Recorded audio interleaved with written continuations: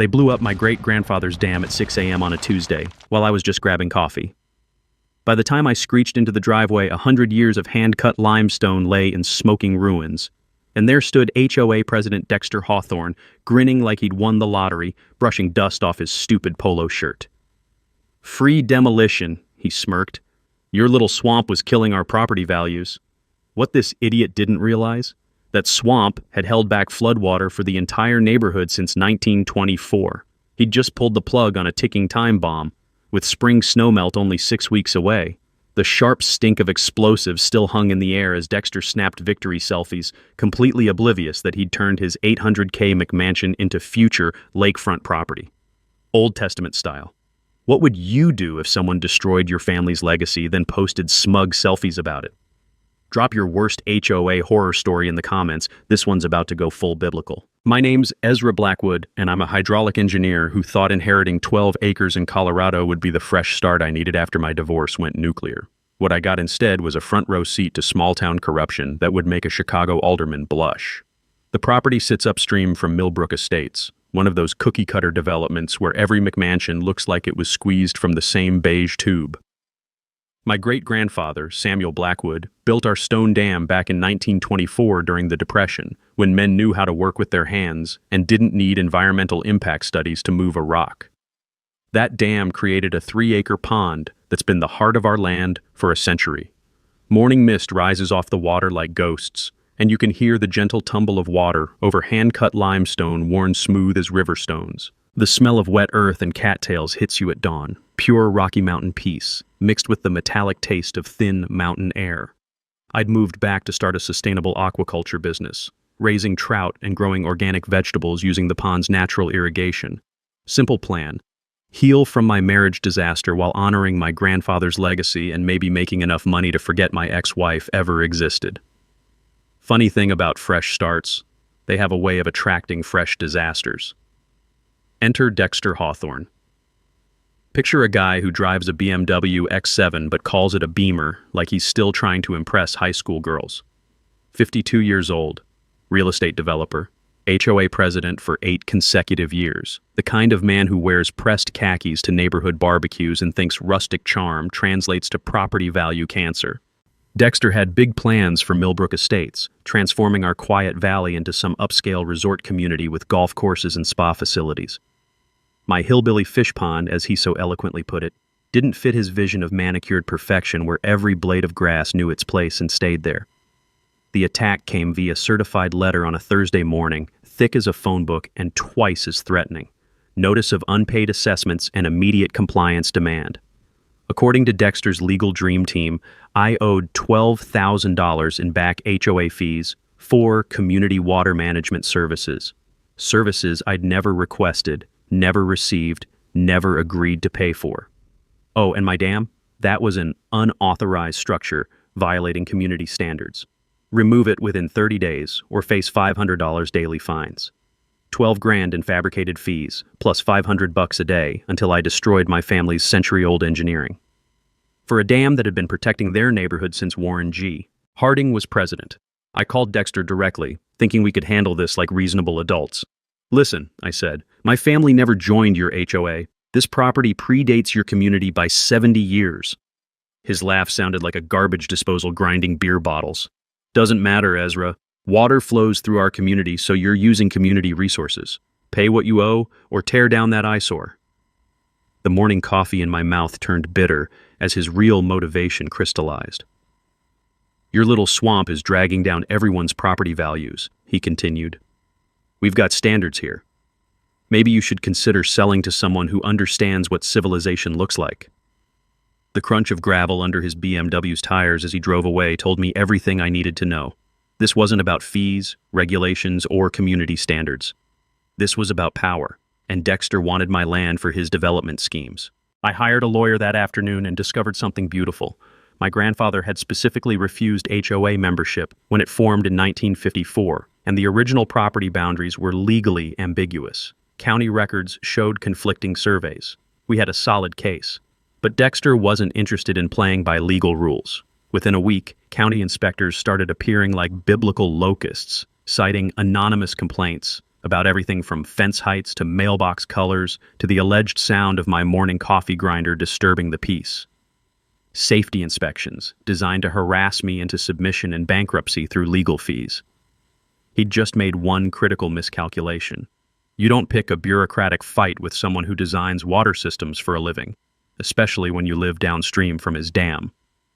Dexter's first real power play came 3 weeks later when his golf buddy from the county showed up at my door with a clipboard and an attitude. "Rick Morrison, county building inspector," he announced, not bothering to make eye contact.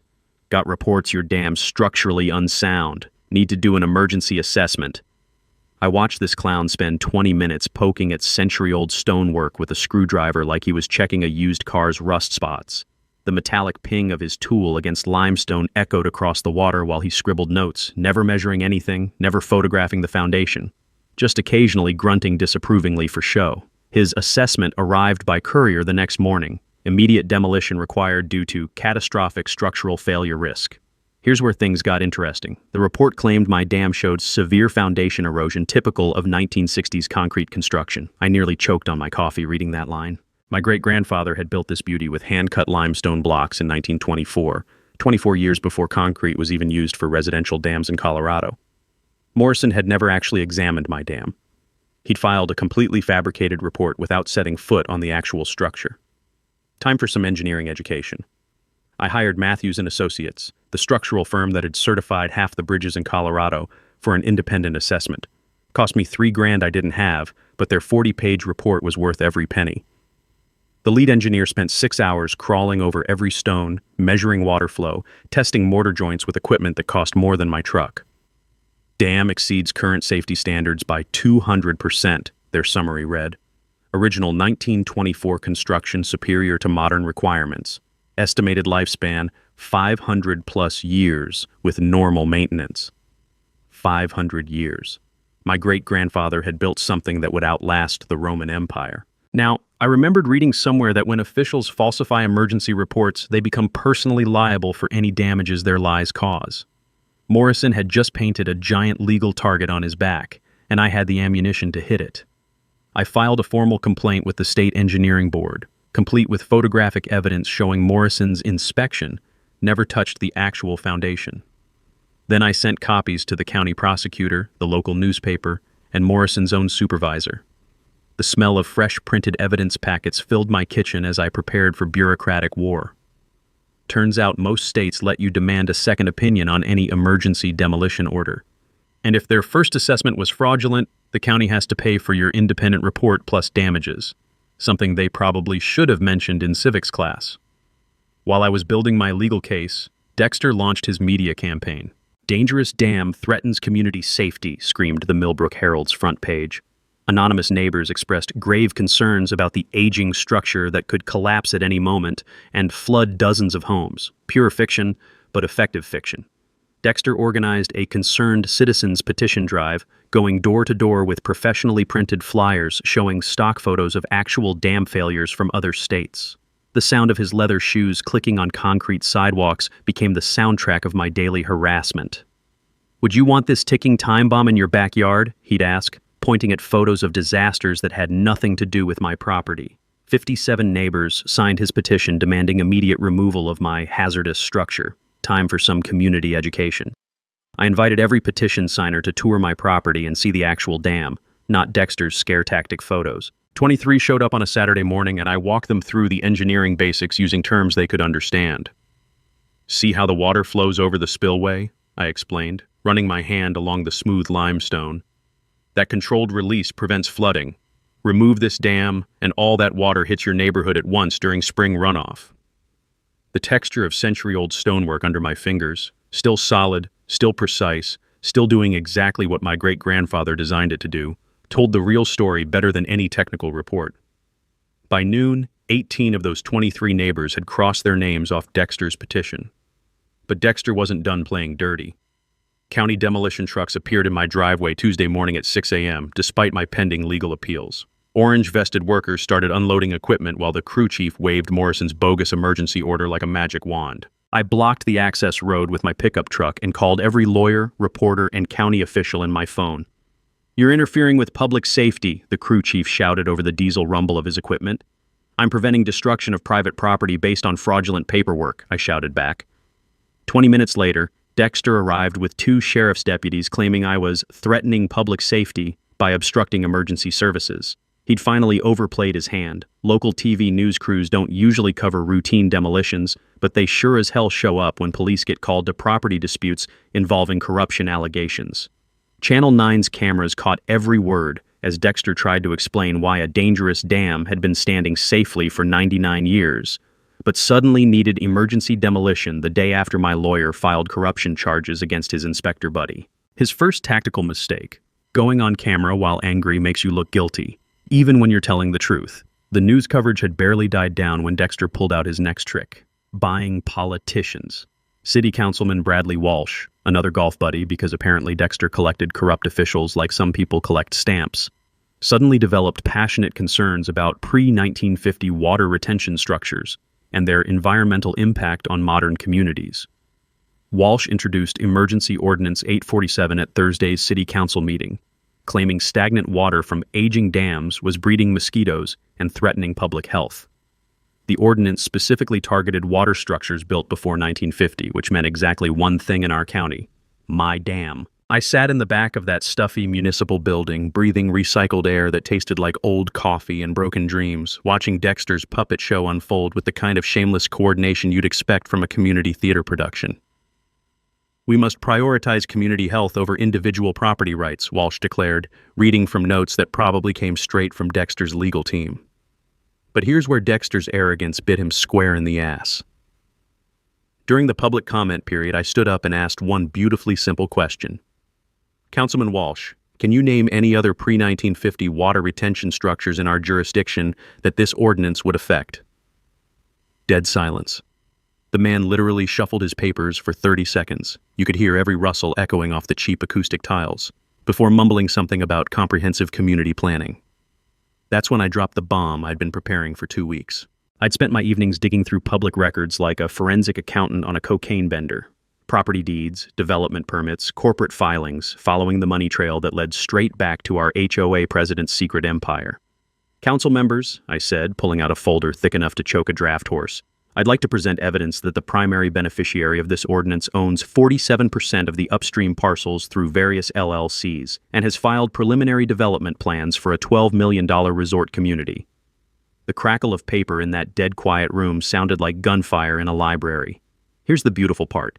Dexter's development plan required removing my dam to build artificial golf course water features that he would control.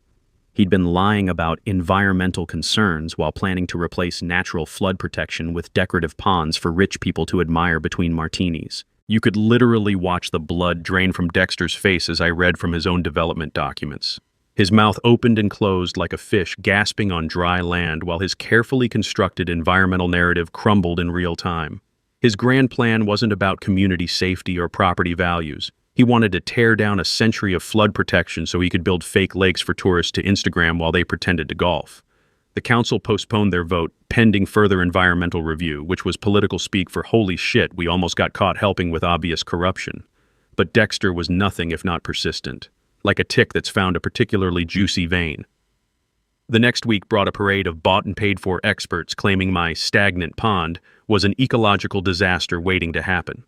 A water quality specialist who'd never set foot on my property testified that my dam was creating anaerobic dead zones that killed fish.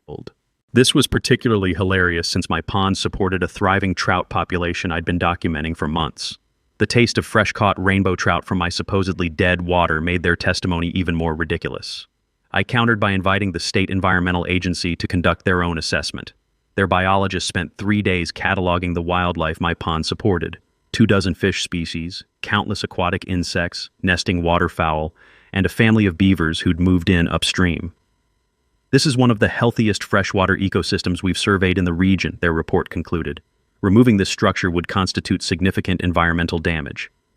Suddenly, Dexter's environmental angle collapsed faster than his fake concern for community welfare. That's when the real dirty tricks started. Someone, and I think we can all guess who, filed anonymous complaints with the EPA claiming I was illegally diverting water from a protected watershed. Federal investigators don't mess around with environmental violations. So I spent 3 weeks documenting every drop of water that flowed through my property. The EPA inspector turned out to be a straight shooter who actually read the historical records I provided. Turns out my great-grandfather's 1924 permits were still valid, still legal, still protected under grandfather clauses that Dexter's expensive lawyers had apparently never heard of. Mr. Blackwood, the inspector told me while standing on my dam, listening to the gentle splash of water over limestone, your family has maintained this water system exactly as permitted for nearly a century. Anyone trying to force its removal without federal approval would be violating the Clean Water Act. I'd learned from a civil engineer buddy that when someone tries to force you to violate existing environmental permits, you can sue them for federal law violations. The penalties run about $50,000 per day, which would make even Dexter's development budget break out in a cold sweat. Meanwhile, the harassment campaign intensified. Private investigators started following me to the grocery store. My mailbox got accidentally destroyed by the snowplow 3 times in 2 weeks. Someone kept reporting my truck as abandoned whenever I parked in town for longer than an hour. But Dexter had made one critical mistake. He'd underestimated how much his own neighbors were starting to hate him. The HOA's next monthly meeting turned into an open revolt when homeowners started asking uncomfortable questions about where their dues had been going. Turns out, when you piss off engineers and accountants, they start auditing your books with the thoroughness of IRS agents. Explain this $18,000 payment to Hawthorne Consulting, demanded Janet Morrison, no relation to the corrupt inspector. That's your own company, Dexter. The meeting dissolved into chaos as 3 years of financial irregularities came tumbling out like dirty laundry from a broken washing machine. Dexter fled before the vote of no confidence, but not before someone recorded him screaming that ungrateful neighbors didn't deserve his leadership. His second tactical mistake: never insult people who pay your salary, especially when they're already suspicious of your expense account and have started taking notes. The HOA revolt should have been Dexter's wake-up call to back down gracefully. Instead, he decided to go nuclear, because apparently when you're already digging yourself into a hole, the logical next step is dynamite. 2 days after fleeing his own board meeting like a teenager caught with Dad's car, Dexter filed papers claiming eminent domain authority to seize my dam property for public safety. According to his emergency petition, the HOA had inherent water management jurisdiction that superseded individual property rights. The legal paperwork looked official enough to fool a casual observer, complete with forged county seals and backdated environmental assessments. Dexter had rushed this through during the July 4th weekend when most officials were at barbecues instead of their offices, probably assuming nobody would notice until it was too late. I was grilling burgers on my back deck, enjoying the smell of charcoal smoke mixing with mountain air and the eternal sound of water tumbling over limestone, when my lawyer called with the bad news. They've scheduled an emergency city council vote for tomorrow morning, she said, 9 a.m. while most people are still in holiday food comas. But while Dexter was busy forging documents and bribing officials, I'd been doing some forensic accounting that would make the FBI proud. 3 years of HOA financial records had revealed something beautiful. Dexter had been embezzling community funds to finance his development scheme, using legal consulting fees and emergency maintenance contracts to pay his own companies nearly $180,000. The evidence was gorgeous in its simplicity.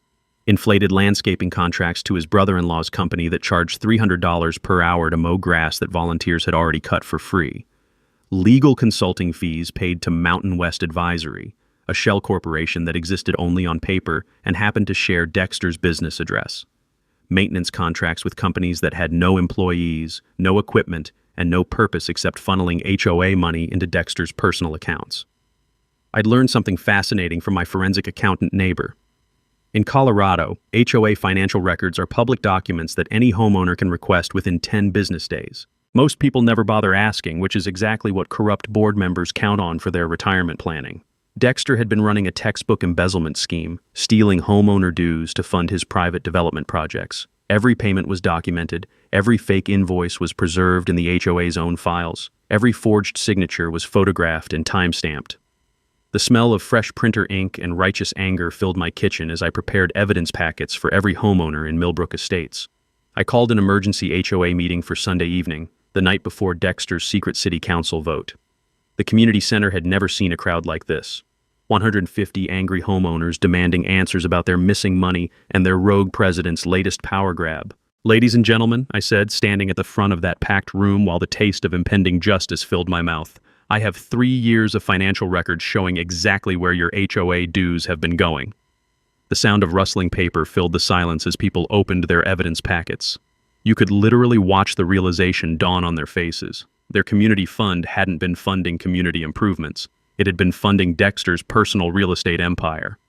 "This $15,000 payment to Hawthorne Landscaping," I continued, pointing to a highlighted invoice. "That's Dexter's brother-in-law's company. They charged you $300 per hour to mow grass that volunteers had already cut for free." Gasps turned to angry murmurs as the crowd discovered payment after payment to Dexter-connected companies. This $25,000 emergency legal consulting fee went to Mountain West Advisory, a company that exists only at Dexter's business address and has never provided any legal services to this community. By the time I finished presenting 18 months of systematic theft, the crowd was ready for blood. Janet Morrison stood up and formally moved to remove Dexter from all HOA positions, freeze all financial accounts, and file criminal charges for embezzlement. The vote was unanimous, 150-0. Even Dexter's former allies had abandoned ship once they saw their own money being stolen. But Dexter wasn't done fighting dirty. Apparently, when you're already facing embezzlement charges, what's a little illegal demolition between friends? Monday morning's city council meeting turned into a three-ring circus when Dexter arrived with his lawyer, claiming the HOA vote was illegitimate and demanding the eminent domain seizure proceed as planned. He'd apparently convinced himself that brazening it out was still possible, like a poker player doubling down with a pair of twos. "The safety of our community cannot be held hostage by one man's refusal to accept reasonable regulations," he declared, still playing the public safety card while completely ignoring that his own neighbors had just fired him for theft. That's when I played my ace card. "Council members," I said, standing up from the gallery with a folder full of evidence, "I'd like the record to reflect that the person requesting this eminent domain action has just been removed from office for embezzling community funds and is currently under criminal investigation for fraud." I handed the city clerk a copy of Sunday night's HOA resolution, along with financial evidence showing $180,000 in documented theft. "Furthermore," I continued, "the legal authority, Mr. Hawthorne claims to represent the Millbrook Estates HOA, has formally voted to oppose this seizure and support preservation of the dam." You could watch Dexter's lawyer physically distance himself from his client as the implications sank in. Even corrupt politicians won't touch someone actively being investigated for embezzlement. Bad for their own legal health and campaign contributions. The council voted 7-0 to table Dexter's petition, pending resolution of criminal matters. But the sweet taste of victory turned bitter when I realized Dexter's final desperate move. Rather than accept defeat gracefully, he'd decided to take his revenge directly. If he couldn't steal my land legally, he'd destroy it illegally and deal with the consequences later. The strategy of a man who'd already lost everything and had nothing left to lose. County demolition crews appeared at my gate Thursday morning with orders to begin emergency demolition, based on Morrison's original fake safety report. The crew chief waived that fraudulent assessment like it was still valid, even though the state engineering board had formally revoked it 3 days earlier. "This is an illegal demolition," I told him, standing between his excavator and my dam. "Take it up with the county," he replied with a shrug. "I got orders to remove a dangerous structure." The rumble of diesel engines filled the morning air as 20 tons of demolition equipment prepared to erase a century of my family's engineering. And somewhere behind the legal smokescreen, I knew Dexter was watching and waiting, counting on bureaucratic confusion to let him destroy what he couldn't steal. Time for the nuclear option. If Dexter wanted to play outside the law, I'd make sure the whole world was watching when physics taught him why my great-grandfather's engineering had lasted 100 years. Standing there watching demolition equipment position itself to destroy my family's legacy, I did something desperate. I called my grandfather's old lawyer. Harold Brighton had been 93 for the past 5 years, according to him, and his memory for details made most computers look forgetful. If anyone knew the legal secrets buried in my family's century-old property rights, it would be Harold. "Ezra," his voice crackled through my phone while diesel engines rumbled in the background. "You need to get to my office right now. There's something in your great-grandfather's papers that changes everything." 20 minutes later, I was sitting in Harold's dusty law office, watching him pull a manila folder from a file cabinet that probably predated television. "Your great-grandfather was smarter than anyone realized," Harold said, spreading yellow documents across his oak desk. "Look at this." And the document was dated 1953. A legal agreement between Samuel Blackwood and the newly formed Millbrook County Water District. My hands trembled as I read the archaic legal language, but Harold translated the important parts. Your family didn't just build a dam for their own property, he explained. They entered into a perpetual flood control contract with the county. You're legally responsible for maintaining downstream flow management, and you have the authority to protect that infrastructure from interference. The metallic taste of adrenaline filled my mouth as the implications hit me. Wait, I said. You're telling me that removing my dam would violate a legally binding flood control contract? Harold's grin reminded me why he'd never lost a property rights case in 60 years of practice. Better than that, son. If anyone forces you to breach this contract and flooding occurs, they're liable for every penny of damage, plus federal penalties for interfering with authorized flood control infrastructure. I stared at the 1953 agreement, understanding dawning like sunrise after a long night. My great-grandfather hadn't just built a dam to create a pond. He'd engineered a flood control system and gotten the county to legally recognize his family as responsible for protecting everyone downstream. Harold, I said slowly, what happens if someone destroys authorized flood control infrastructure right before spring snowmelt season? His laugh sounded like autumn leaves rustling. Well, that would be criminally negligent destruction of public safety infrastructure. Federal charges, personal liability, and enough legal exposure to bankrupt a small country. The sound of heavy machinery positioning outside my property took on a completely different meaning. Dexter wasn't just destroying my family's dam. He was about to commit a federal crime that would make him personally responsible for protecting every house in his neighborhood. I pulled out my phone and started recording. Harold, I need you to explain this flood control contract on camera because I think we're about to witness the most expensive mistake in Colorado legal history. Harold straightened his tie and looked directly into my phone's camera. The 1953 Millbrook Flood Control Compact makes the Blackwood family responsible for maintaining water flow management for the entire downstream watershed. Any interference with this authorized infrastructure constitutes a federal violation of public safety protocols. Outside, I could hear the demolition crew setting charges. Furthermore, Harold continued, spring snowmelt season traditionally produces the highest water volumes of the year. Destroying flood control infrastructure during peak flood season would constitute gross negligence under both state and federal law. I checked the weather forecast on my phone. The National Weather Service was predicting the largest spring snowmelt in a decade, starting in less than 6 weeks. Colorado's snowpack was 140% above normal after a brutal winter, and the warming trend was accelerating. Harold, I said, pieces clicking into place. Dexter's neighborhood sits in the original floodplain, doesn't it? Son, without your family's dam, that entire development would flood annually. Has been flooding for thousands of years. That's why your great-grandfather built the dam in the first place. The crunch of boots on gravel announced the demolition foreman approaching my house. Through the window, I could see him checking his watch and signaling his crew. I had maybe 10 minutes before they started blasting. Harold, can you get an emergency injunction based on this flood control contract? Already calling the judge, he said, reaching for his ancient rotary phone. But son, even if we stop them today, they'll be back tomorrow with different paperwork. You need to make this public. Let everyone know what's really at stake. That's when the brilliant, terrible idea hit me. What if I didn't stop the demolition? What if I let Dexter destroy the dam, documented everything for legal liability, and then watched physics teach him why flood control engineering isn't optional? The smell of explosive charges being positioned outside mixed with the musty scent of old legal documents as I made the hardest decision of my life. I could save my neighbors from flooding, or I could let them learn the hard way that some infrastructure exists for reasons bigger than property values and community aesthetics. Either way, Dexter had just made himself personally responsible for protecting every house downstream from his own stupidity. Harold's emergency injunction bought me 48 hours, but I knew Dexter would find a way around it. Time to get serious about documentation and disaster preparation. My first call went to Dr. Sarah Martinez at Colorado State's Hydrology Department. Professor Martinez, this is Ezra Blackwood. I need a favor that's going to sound insane, but I promise it's legitimate. Try me, she said. I need computer modeling for what happens when a century-old flood control dam gets destroyed 6 weeks before the biggest spring snowmelt in a decade. 3 hours later, I was driving to Fort Collins with a hard drive full of survey data, historical flow measurements, and current weather projections.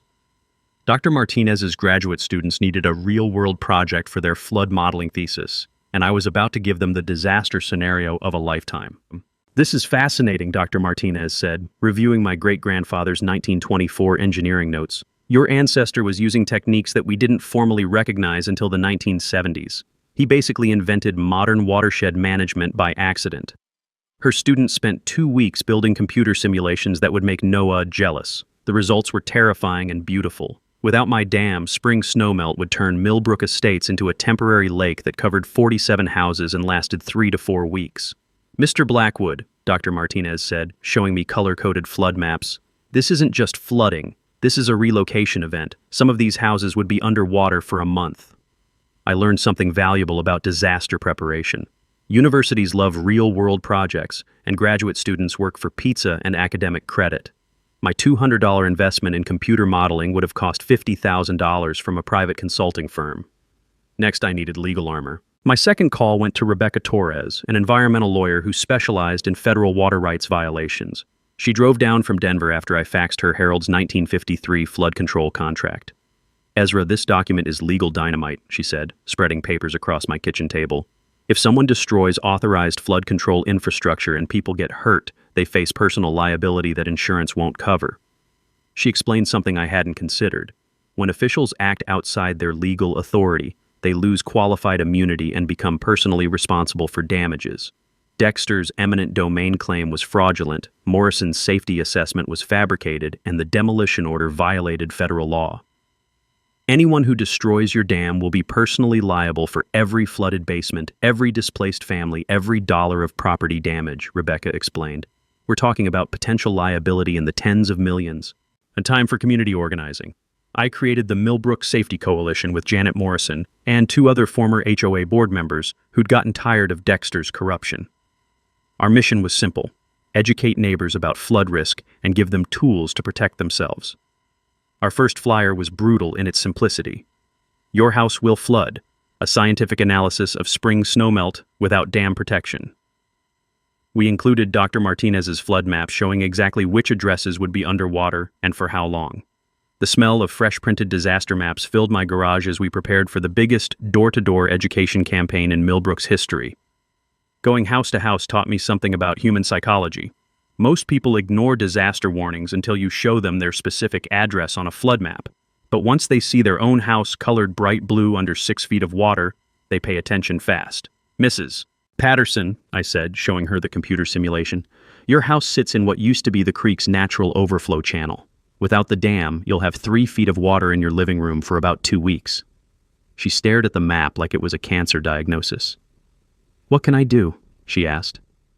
Help us organize a town hall meeting where everyone can see the science, hear the legal implications, and decide whether Dexter's development project is worth losing your house.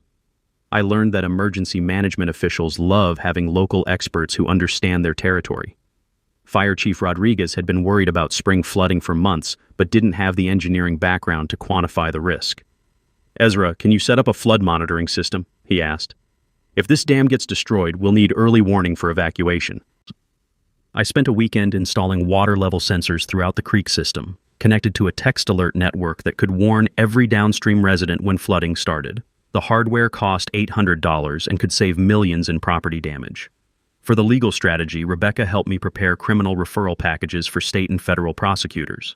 Every fraudulent document, every illegal payment, every violation of environmental law, all organized into prosecutable cases with evidence that would make prosecutors salivate.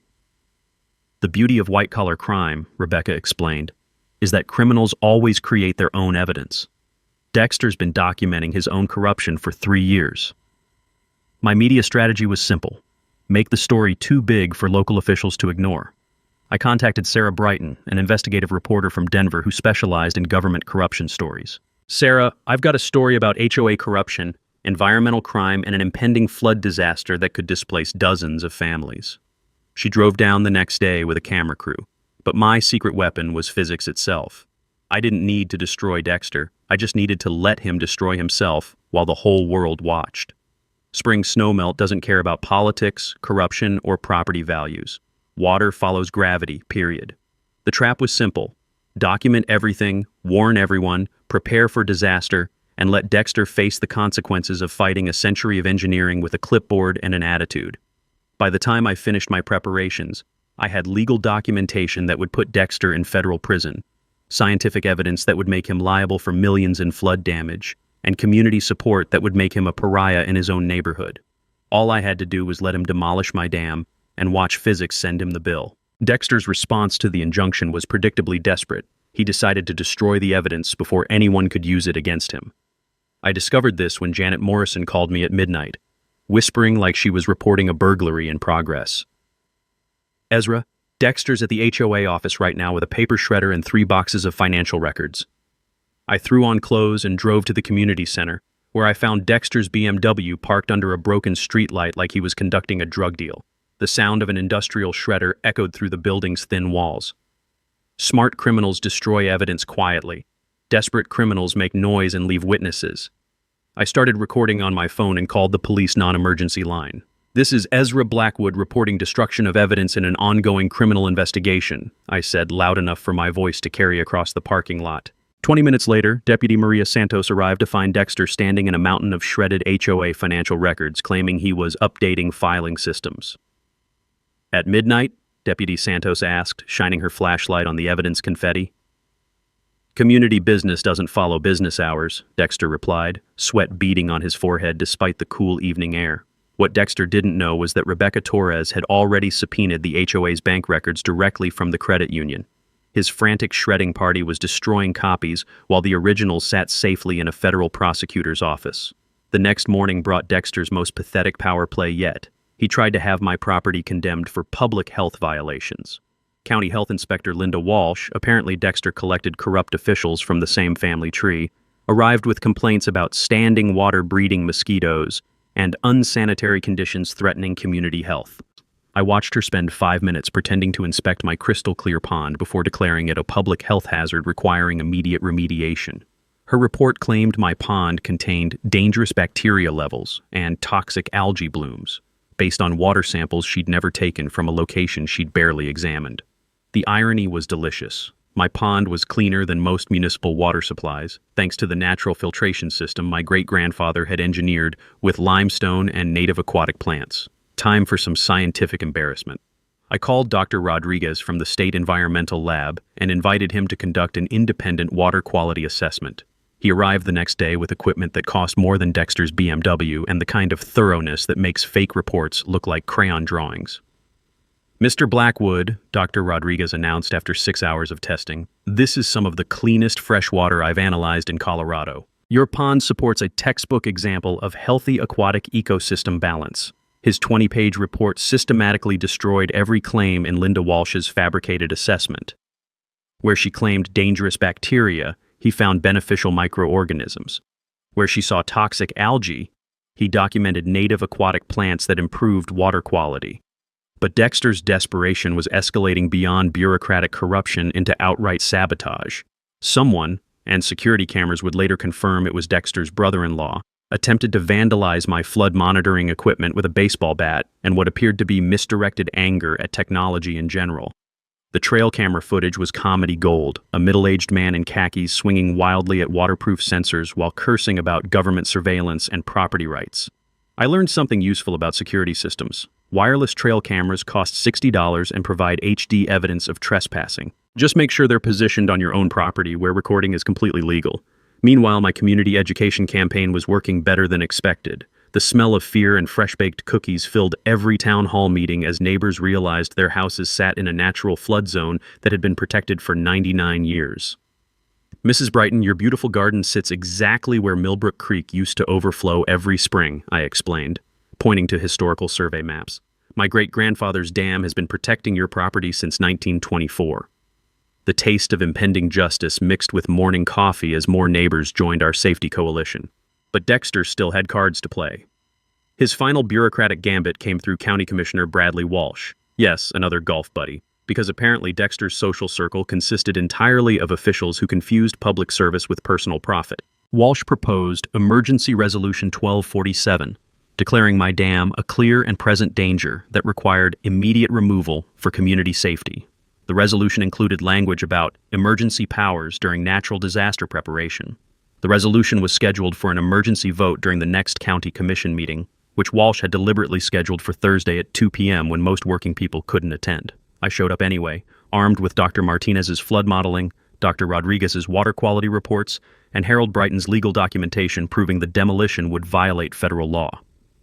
Commissioners, I said during public comment, I have scientific evidence that removing this dam will flood 47 houses during spring snowmelt season, which begins in 3 weeks. Walsh tried to interrupt.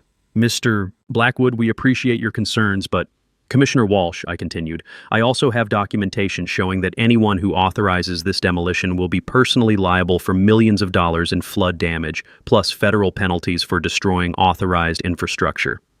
You could watch the other commissioners physically distance themselves from Walsh as they realized he'd been setting them up for massive legal liability. The resolution failed 4-1, with Walsh as the only supporter of his own proposal. But Dexter had one last desperate card. If he couldn't destroy my dam legally, he'd do it illegally and claim it was an accident.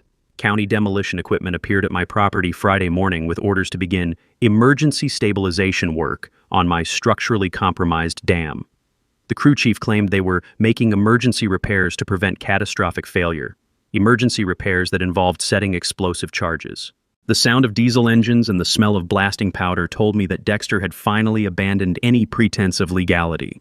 He was going to destroy my dam and deal with the consequences later, probably betting that flood damage would distract from his criminal liability. Time to let physics be the judge. The emergency stabilization crew arrived at dawn with enough explosives to level a city block, which seemed excessive for routine maintenance on a 99-year-old dam that had never needed major repairs. I stood in my driveway sipping coffee that tasted like bitter irony, watching them position shaped charges with the kind of precision you'd use to demolish a building, not stabilize it. "Morning, gentlemen," I called to the crew chief. "Funny kind of stabilization work you're doing there." He avoided eye contact like a teenager caught shoplifting. "Orders are orders, sir. County says this structure needs immediate attention."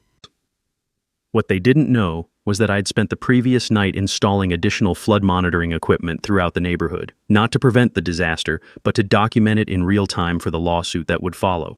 Every house in the potential flood zone now had water sensors in their basements, motion-activated cameras in their yards, and automatic text alerts that would trigger the moment water levels started rising. When Dexter's demolition caused flooding, I'd have minute-by-minute documentation of the damage. My phone buzzed with a text from Harold Brighton.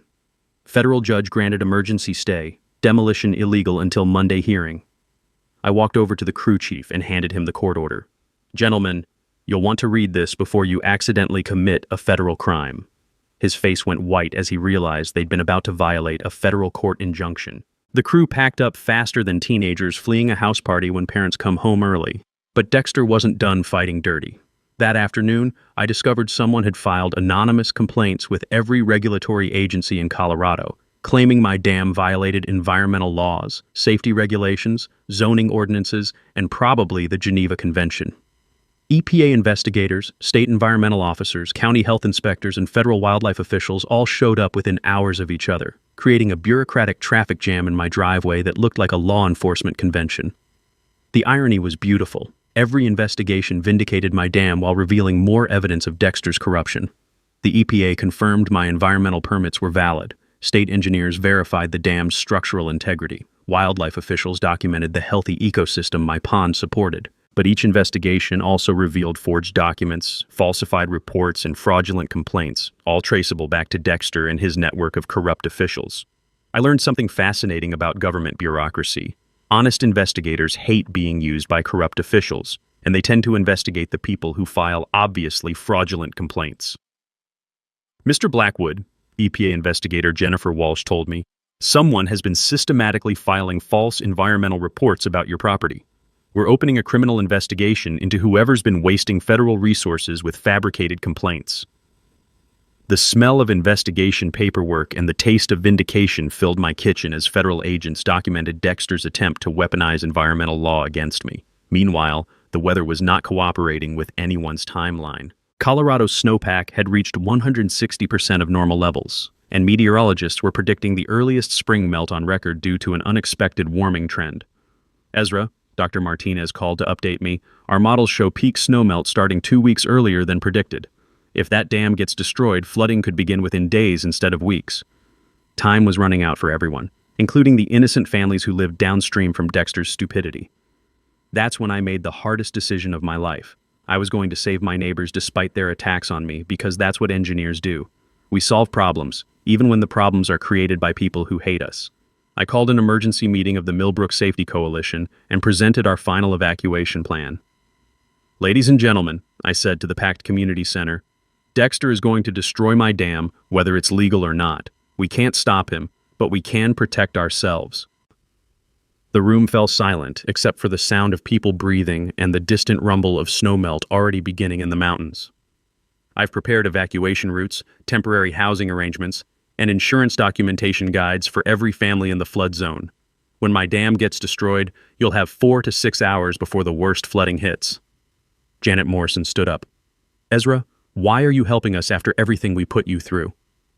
The question hung in the air like morning mist over my doomed pond. "Because that's what my great-grandfather would have done," I said.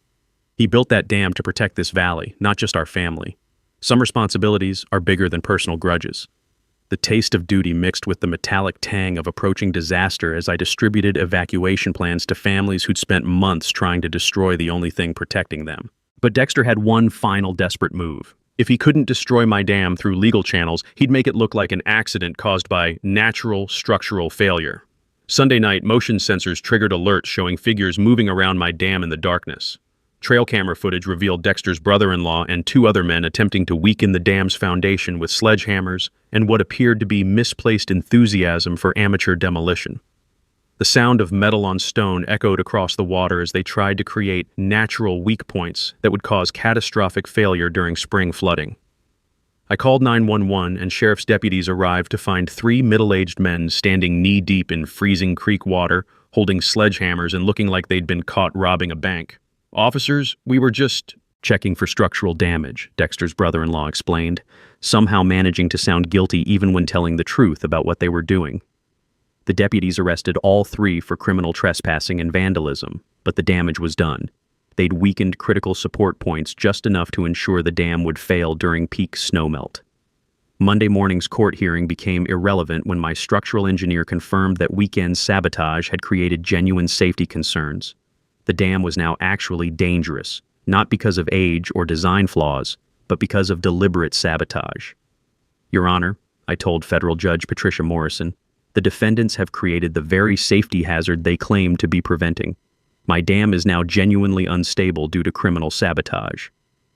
Judge Morrison's ruling was swift and brutal.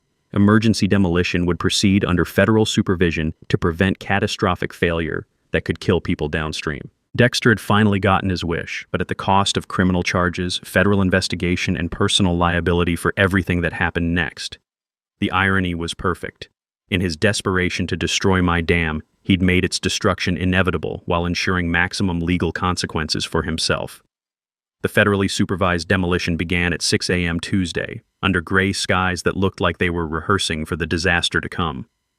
I stood on my front porch watching Army Corps of Engineers detonate a century of my family's craftsmanship, the controlled explosions echoing across the valley like thunder announcing the apocalypse. But Mother Nature, with her perfect sense of timing, decided not to wait for the official meteorological schedule.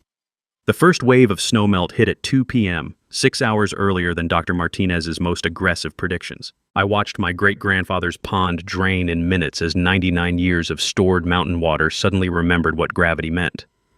The creek, freed from a century of management, began rising with the enthusiasm of a teenager who'd just gotten car keys and a credit card. By 4 p.m., water was pooling in the lowest parts of Millbrook Estates.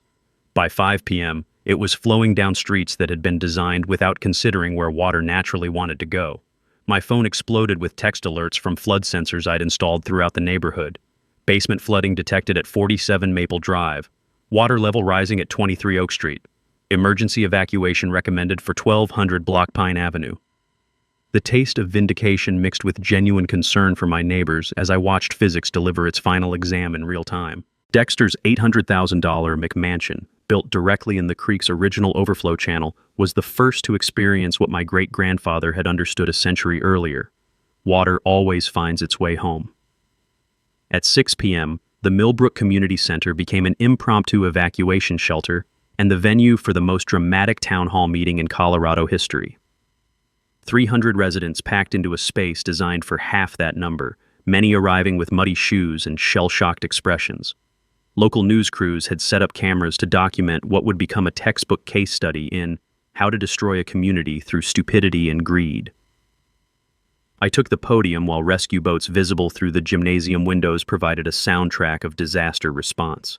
"Friends and neighbors," I began. "6 months ago, your HOA president claimed my family's dam was a safety hazard that needed immediate removal. Tonight, 47 of your homes are flooding because that dam is no longer there to protect you."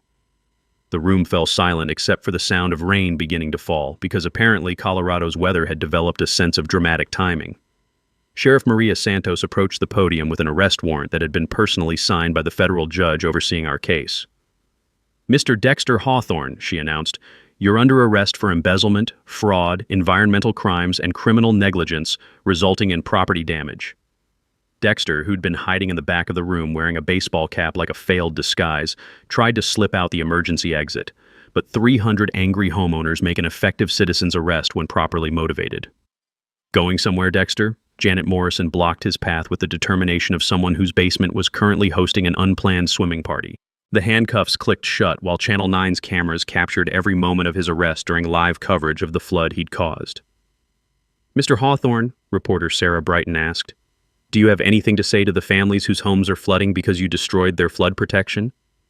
Dexter's response will probably be remembered in journalism textbooks. "This isn't my fault. Nobody could have predicted this." I held up my phone and played the recording of Dexter dismissing flood concerns as fear-mongering during his morning press conference 6 hours earlier. "Mr. Hawthorne, 3 different engineering reports warned you this flooding would happen. You chose to ignore science because it conflicted with your profit margins. Your ignorance doesn't qualify as a natural disaster." The crowd erupted in applause while Dexter was led away in handcuffs, his pressed khakis now muddy from wading through the same floodwater that was claiming his mansion. But the evening's justice wasn't finished. Federal prosecutor Janet Walsh, apparently not all the Walshes in Colorado were corrupt, arrived with criminal charges that read like a corruption enthusiast's greatest hits: embezzlement, fraud, bribery, environmental crimes, criminal negligence, and violation of federal flood control laws. "Ladies and gentlemen," she announced, "Mr. Hawthorne's criminal enterprise has been under federal investigation for 6 months. His destruction of authorized flood control infrastructure was the final evidence we needed for federal prosecution."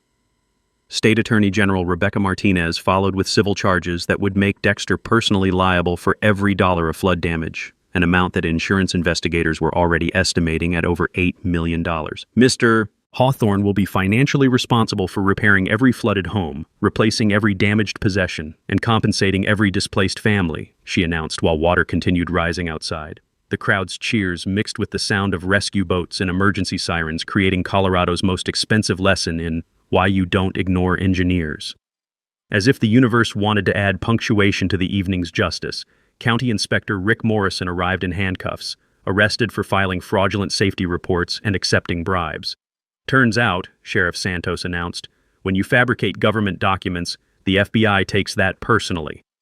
The final touch came when Dr. Martinez presented the Army Corps of Engineers with plans for rebuilding my dam to modern federal flood control standards, funded by federal disaster relief grants and Dexter's personal bankruptcy settlement. "The new dam will protect this community for the next 500 years, she announced, assuming future HOA presidents remember that physics doesn't negotiate with property values. Environmental lawyer Rebecca Torres had one final surprise: federal charges against everyone who'd participated in the conspiracy to destroy authorized infrastructure. 3 county commissioners, 2 inspectors, 1 city councilman, and Dexter's brother-in-law all faced federal prosecution for their roles in what would become known as the Millbrook disaster. As rescue boats continued evacuating families from the neighborhood that had spent months trying to destroy their only protection, I realized that sometimes justice arrives exactly when you need it most, delivered by the same natural forces that corrupt officials think they can ignore. The sweet taste of vindication mixed with mountain rain as I watched a century of engineering wisdom prove itself one final time, even in destruction. 6 months later, Millbrook Estates looked like a completely different place. And not just because half the McMansions had been replaced with flood-resistant architecture that actually respected where water wanted to go. The flood damage totaled $8.2 million across 47 homes, every penny of which came out of Dexter's personal assets, various insurance policies, and a federal disaster relief fund specifically created for corruption-induced natural disasters.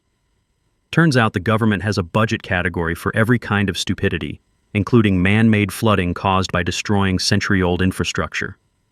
Dexter himself was experiencing the federal justice system's hospitality at a minimum security facility in Kansas, serving 18 months for embezzlement plus 5 years for criminal negligence resulting in property damage. His sentence included $1.2 million in restitution payments and a lifetime ban from serving on any HOA board in America. Apparently, when you steal community funds to destroy flood protection, federal judges lose their sense of humor about property rights activism. The new dam was a thing of beauty, engineered to modern Army Corps standards, but built with limestone quarried from the same Colorado mountains my great-grandfather had used. Federal flood control grants covered the $2.4 million construction cost, turning my family's legacy into a federally protected historic landmark that would control flooding for the next 5 centuries. My sustainable farming business was thriving with community support that felt like redemption mixed with the smell of fresh-cut hay and the sound of water flowing over precisely engineered spillways. The 3-acre pond was teeming with trout that people actually paid to catch now, and my organic vegetable operation supplied half the restaurants in town. But the real healing came through community rebuilding. The reformed Millbrook Estates HOA, now led by Janet Morrison with transparency requirements that would make the Securities and Exchange Commission proud, voted unanimously to establish the Blackwood Flood Safety Scholarship for engineering students studying watershed management. The annual Millbrook Watershed Festival had become a regional celebration of environmental conservation and community resilience. Local breweries competed to create the best damn good decision beer, with proceeds supporting flood control education programs. Kids who'd grown up thinking HOAs were all-powerful learned that physics beats politics, engineering trumps ignorance, and sometimes the guy everyone thinks is crazy turns out to be the only one paying attention to reality. The smell of barbecue smoke mixed with mountain air as 3,000 visitors celebrated the 3rd annual festival around the pond that had caused so much trouble and provided so much protection. My ex-wife Sarah had moved back to help manage the expanded aquaculture operation, realizing that fighting for something meaningful beats fighting over divorce settlements. We weren't remarried, but we were rebuilding something stronger than what we'd lost. The historical marker erected by the Colorado Historical Society read, Samuel Blackwood Dam, built 1924, destroyed 2024, rebuilt 2025. A testament to the enduring wisdom that water always remembers where it belongs. The Army Corps of Engineers had adopted my great-grandfather's original design techniques for modern flood control projects across the Rocky Mountain region. The new dam now protected 15,000 people in an expanded flood control zone that included 3 downstream communities. Water management consulting had become my full-time profession, protecting communities across Colorado from officials who thought engineering advice was optional. 12 other towns had hired me to audit their flood control infrastructure and educate local governments about the difference between political authority and physical reality. One final piece of justice. County Inspector Rick Morrison was working construction after losing his professional licenses and serving 6 months for falsifying government documents. The sweet taste of karma mixed with morning coffee as I watched him follow engineering specifications without argument. Prison had apparently taught him the value of professional competence. As I sat on my front porch every morning, listening to water flow over limestone that would outlast everyone who'd tried to destroy it, I remembered something my great-grandfather had written in his 1924 construction notes. Build for the floods you haven't seen yet, because water doesn't care about your schedule, your budget, or your politics. It only cares about gravity. Some wisdom transcends generations, especially when it's carved in stone and tested by time. Remember, corrupt officials count on public ignorance to enable their schemes. One person armed with facts, a video camera, and enough stubborn determination can protect an entire community from institutional stupidity. Hit subscribe and ring that notification bell because corrupt officials are everywhere and the best way to fight them is by sharing their stories until they can't hide anymore. And drop your worst HOA power trip story in the comments below. I read every single one, and the most outrageous stories become future episodes. Because sometimes the best revenge isn't getting even, it's preventing the next disaster by making sure everyone knows how the last one happened. Thanks for hanging out with us on HOA Stories, where the HOA Karens meet their match. If this story had you cheering or cringing, go ahead and like the video, drop a comment with your reaction, and hit subscribe so you're ready for the next wild HOA tale.